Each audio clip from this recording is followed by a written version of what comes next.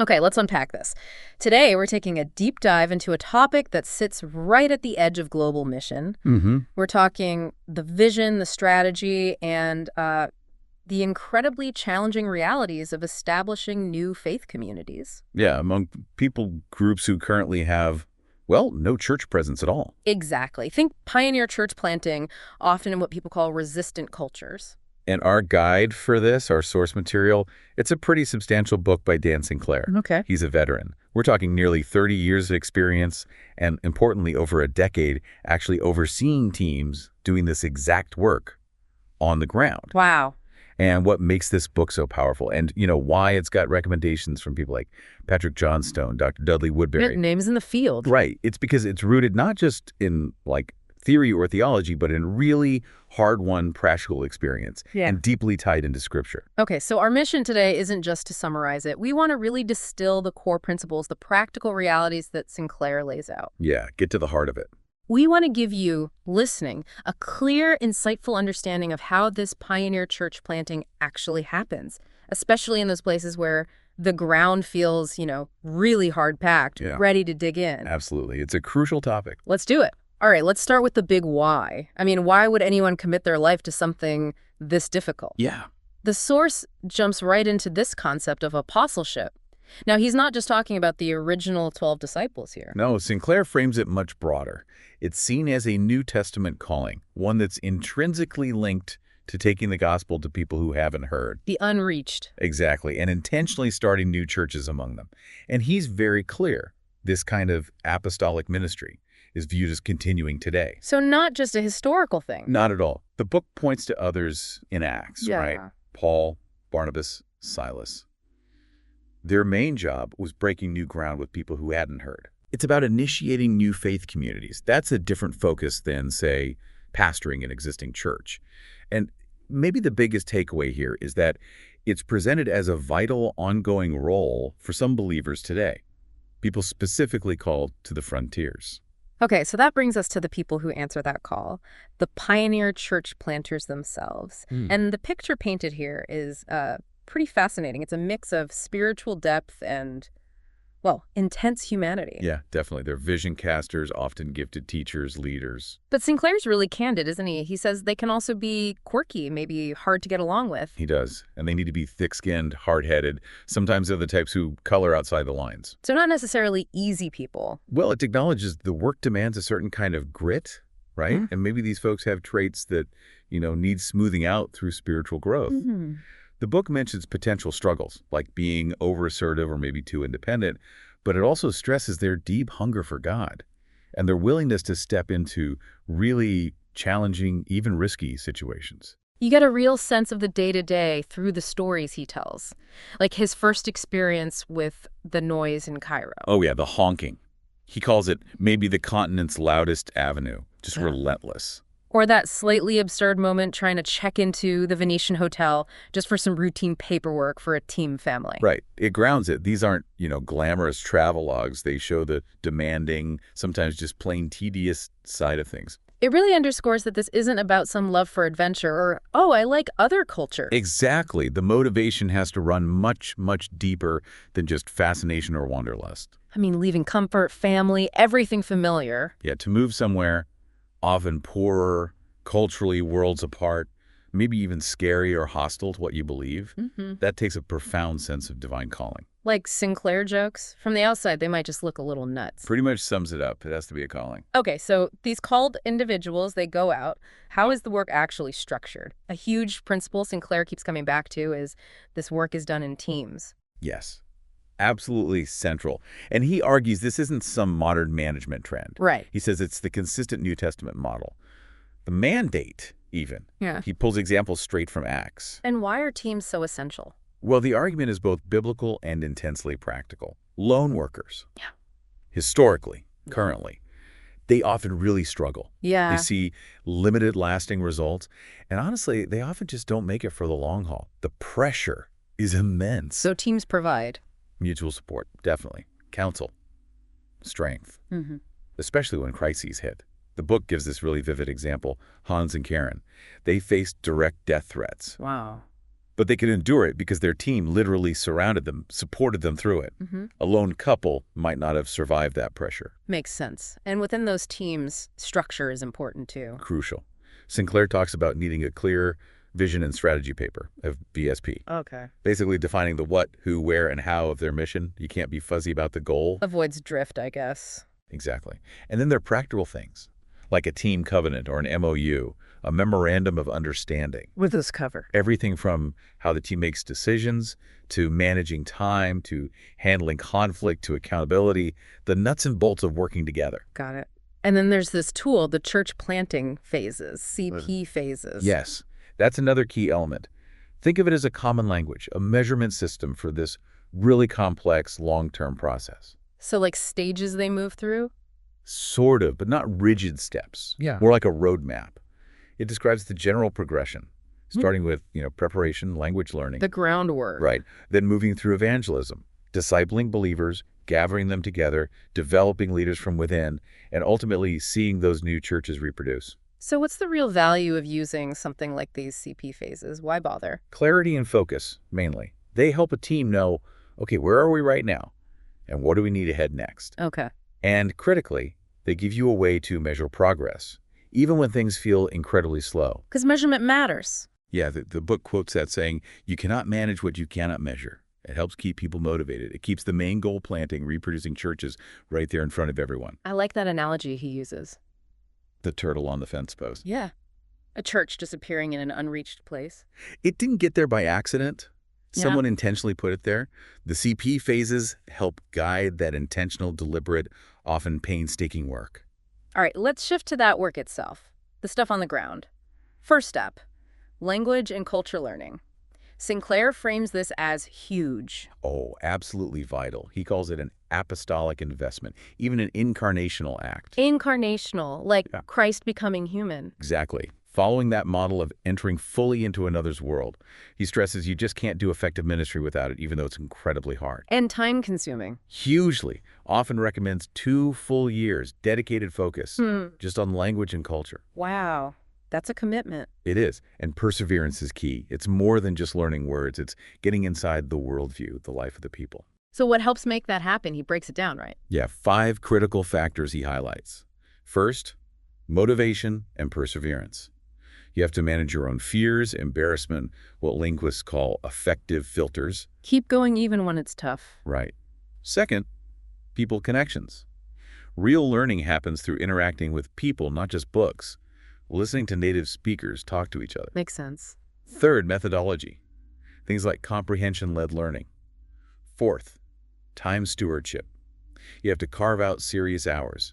Avoid time potholes. Time pothole, Like getting sucked into email, admin, stuff that pulls you away from language. Yeah. It mentions one leader who only checked email twice a week. intense focus. Yeah. And fifth, having a language coordinator, someone to guide you, provide resources, keep you accountable. And he mentions different learning styles too, right? Like some people learn better interacting, others need structure. He does.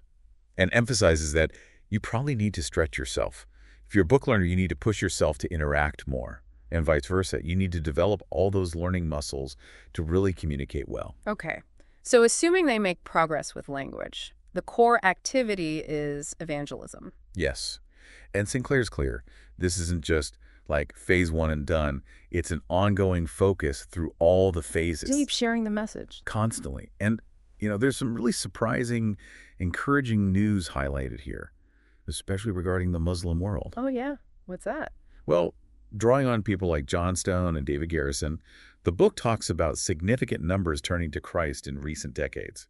Garrison's quoted saying, more Muslims have come to Christ in the past 2 decades than at any other time in history. Wow. That's unexpected, maybe, given the headlines. It is. Now, it doesn't downplay the massive scale of the task or the very real resistance, but it does suggest that in some areas, there's a real harvest happening from seeds sown over many years. God's doing something. So, practically speaking, how do they approach evangelism in these really tough places?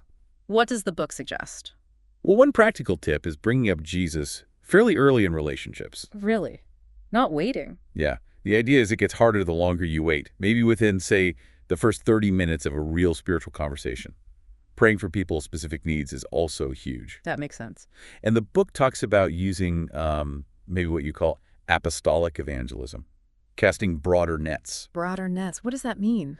It means not only relying on very slow, deep friendship evangelism, especially in places like the 1040 window, trying different approaches to find those people who are genuinely seeking, who are open, maybe more quickly, even in really difficult areas. Is that like the example of the team picking up trash in Sri Lanka? Exactly. That kind of servant evangelism. They just started cleaning up, and it led to warm relationships, open doors they might not have found otherwise. So practical love. Yeah.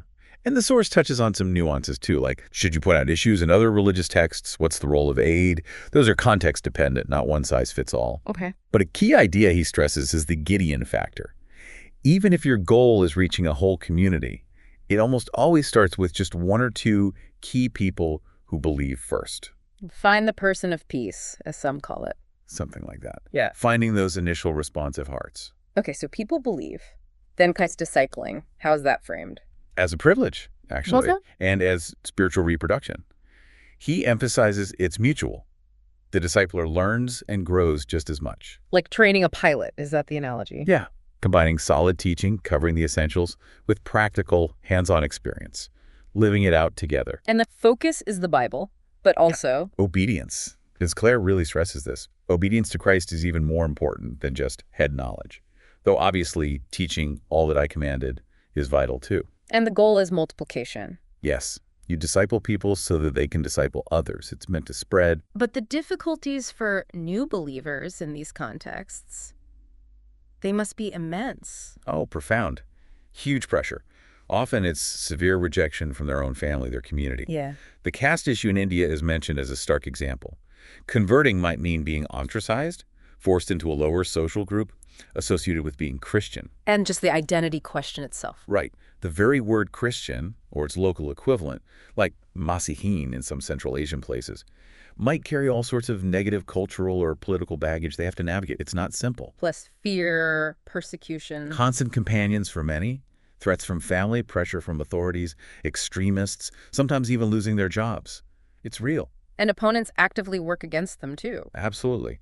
Trying to sow division, using lies, manipulation to break up these fragile new fellowships, which is why Sinclair argues so strongly for discipling believers into community as fast as possible. Not leaving them isolated. No. Isolation makes them vulnerable. The community provides crucial support, protection, resilience. It helps them stand against the pressures and the attacks. One-on-one is vital, but it can't replace the strength of the body. That community piece feels absolutely critical. Okay, moving on. Let's talk leadership, both within the teams and in the new churches. Yeah, leadership is presented as vital, providing vision, direction, ensuring accountability. But not domineering leadership. He's careful to emphasize servant leadership, referencing Mark 10. It's not about lording it over people. And accountability comes up again. Big time. Presented as a non-negotiable biblical principle. It applies within the team member to leader, leader to member, and the leader reporting to external oversight, like their agency. Why is that so important? It helps keep everyone focused, ensures, as he puts it, wise management must measure the right things. Plus, leaders themselves need people speaking into their lives. He uses Peter reporting back to the apostles in Jerusalem after the Cornelius event as a biblical model. Leaders aren't lone rangers either. Makes sense. Now, a really crucial step for a new church's future is appointing elders, right? Local leaders. Yes, that's described as a crucial milestone, a primary objective for sustainability. It's about establishing Indigenous leadership. And the model is multiple elders. Yes, following the New Testament pattern seen in places like Titus 1 and Acts 14, a plurality of elders in each local church. But how mature do they need to be? That seems like a tricky question in a new church. It is a debate. Sinclair suggests focusing more on the biblical qualities and a readiness to learn and grow, rather than demanding some ideal level of maturity that might take years to reach. Why not wait? Because waiting too long can be dangerous.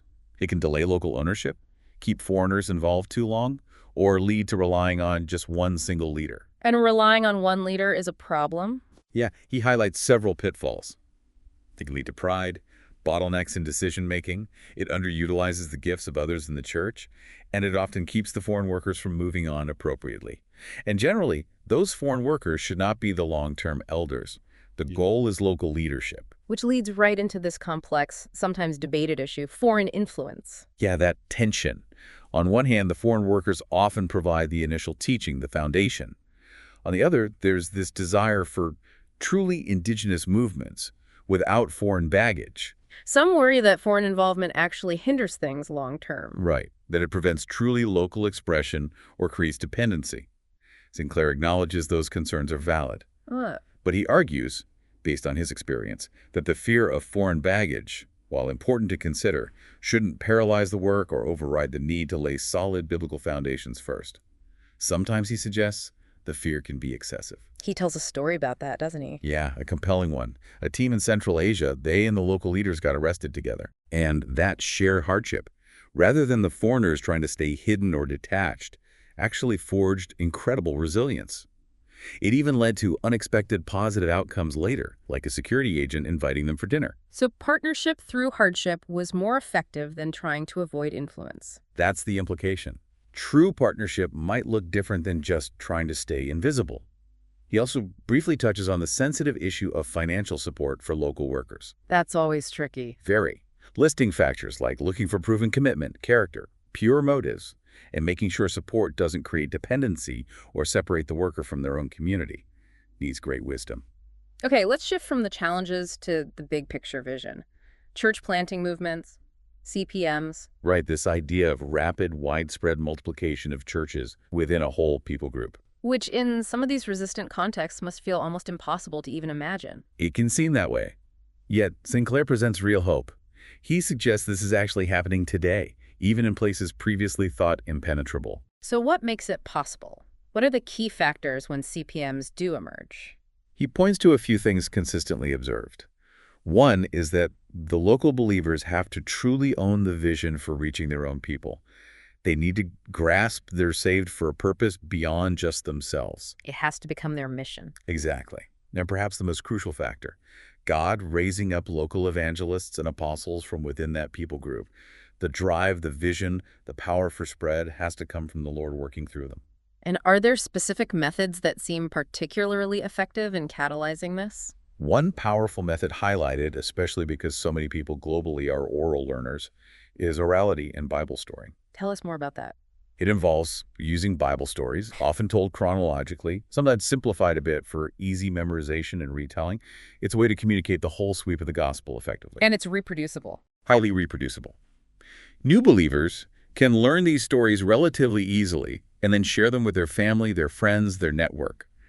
It empowers them to share their faith and even start new small groups based around these stories. Are there examples in the book? Yeah, he gives examples like a training program in North Africa. Young men mastered about 135 key stories, and it dramatically boosted their confidence and ability to share. Or a project in South America where local storyers are continuing to take the message into new, previously unreached villages. It's proving very effective. That's fascinating. Now, Sinclair doesn't just talk strategy. He's also very blunt about the pitfalls, things that can really derail this work. Yeah, he lays out some serious dangers. What stands out from his list? Weak leadership is number one. Big surprise. Seems consistent. Others include workers getting bogged down in high-hour secular jobs they don't really need, male workers isolating themselves, working only from home, unresolved team conflicts being allowed to fester. Team health again. Critical. Also, poor recruitment practices by team leaders, not being responsive to oversight, a weak commitment to prayer, or none at all. Prayer seems foundational. Absolutely. And maybe surprisingly, fundamentally, not being convinced about the goal itself, church planting. If you're not sold on the mission, you won't persevere. And didn't he mention something about computers? He did. It's striking. He lists spending excessive time on non-ministry activities, specifically mentioning computer use, as the second biggest pitfall right after weak leadership. Wow. That's a modern challenge hitting the field, too. Apparently so. Distraction is a danger everywhere. That's a pretty sobering list. It highlights the need for constant focus, vigilance. Definitely. So as we wrap up this deep dive into Sinclair's work, what are the main takeaways for us? Well, I think it paints a picture of the immense scale of the task, right? Billions still unreached. But it balances that stark reality with so much practical wisdom, real-world examples. Hope, almost. Yeah, hope grounded in strategy and experience. It makes it clear this isn't some romantic adventure. It's intentional, it's strategic, it's costly work. And ultimately dependent on God. Utterly dependent on his sovereign power. Working through these dedicated teams, yes, but especially through the courageous local leaders he raises up within these communities. And it's work that's often happening far from the spotlight, isn't it? Largely unseen. Very much so. Sinclair brings up the Cuban Missile Crisis, that moment of incredibly high tension, nobody knew how it would turn out. Okay.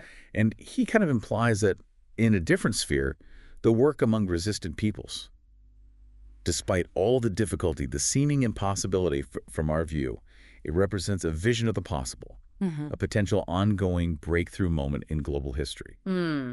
A vision of the possible. That's powerful. So maybe the provocative thought for you, listening, to ponder, drawing on this idea, what might it mean for you to cultivate that same kind of acute sense of the possible, to see potential breakthroughs where others might just see roadblocks, and then strive intentionally towards them in whatever area you care about, especially now, having heard about the kind of focused, difficult, yet hopeful effort involved in pioneer work like this?